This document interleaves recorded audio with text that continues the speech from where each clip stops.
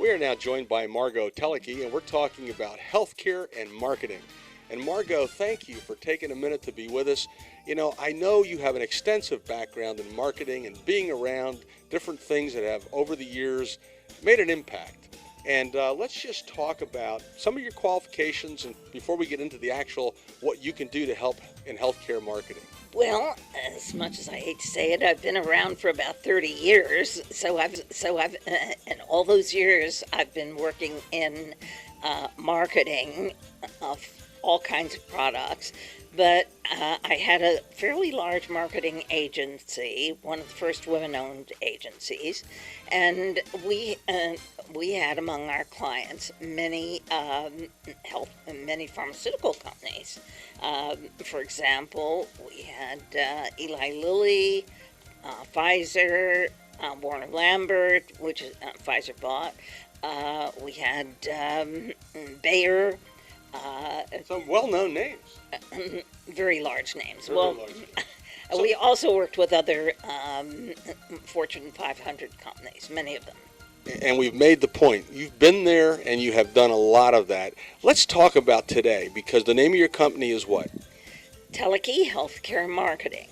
And if you had to say specialize in what you help anybody in healthcare to market what they do?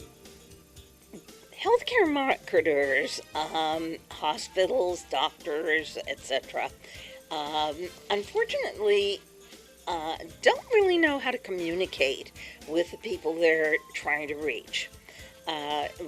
For one thing, there's too much self-promotion. There's nothing that'll kill a sales pitch more than telling people how good you are. What you should do is use testimonials from other people who have been healed by from certain diseases with their names on it, so that nobody will think that these are phony. But credibility is a very major part of it. So is brevity. You have to be. Most people who go to the internet are in a hurry, so you have about 19 seconds of their time. In that 19 seconds, you've got to impress them by the fact that you know what you're doing. It's short, easy to understand, simple language. These are the very important things that, unfortunately, a lot of healthcare marketers do not know how to do. So that makes web marketing an important part of what you do. Very much so, and becoming increasingly important, because the senior market, for example, is growing exponentially. Now, as the senior care market grows, seniors need more and more health care, which means health care is becoming more and more important. What's more, Wall Street is in love with healthcare at this point, because there are so many technological and biological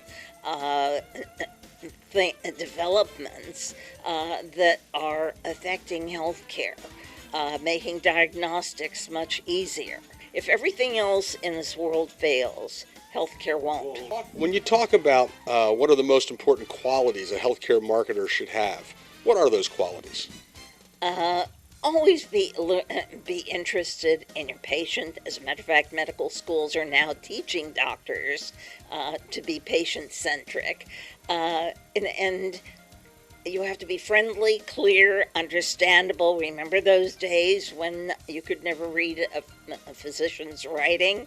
Thanks to the internet. That's all. Not only the doctor's writing is there, but it's on a central computer that any doctor within the healthcare system can consult. What about when it comes to how to grow their practice? What should be some of their chief objectives? Being clear, being honest, being believable. Boy, you nailed it right there. Very simple. Very simple. And the big problem is a lot of doctors and healthcare.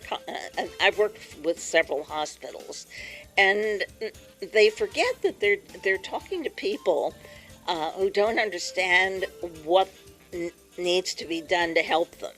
And so anything that they communicate to their potential patients or whatever has to be clear, simple, understandable, easy to read, and fast.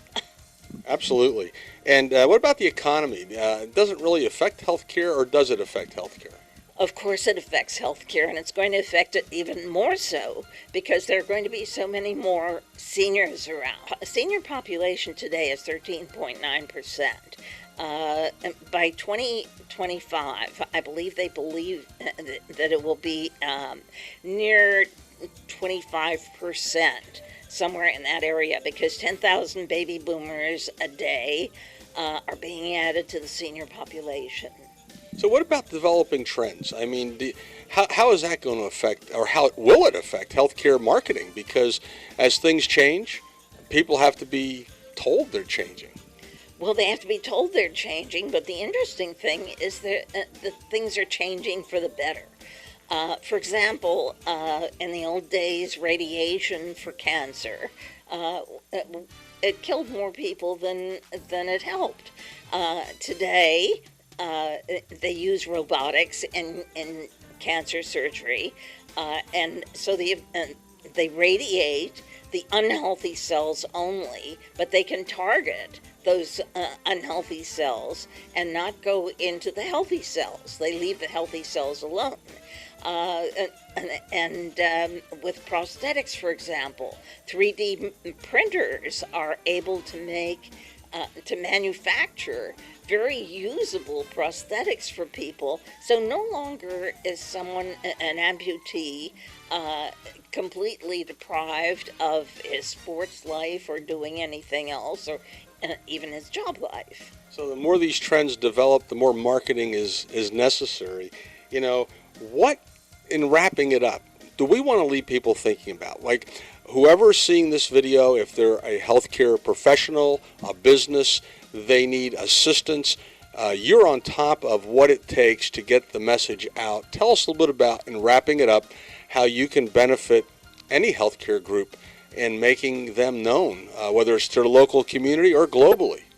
Well, for one thing, I have to learn everything about my client's business, because how can I communicate it or translate it into simple language if I don't really know, number one, what they're doing, and number two, what the people need that they are trying to sell to.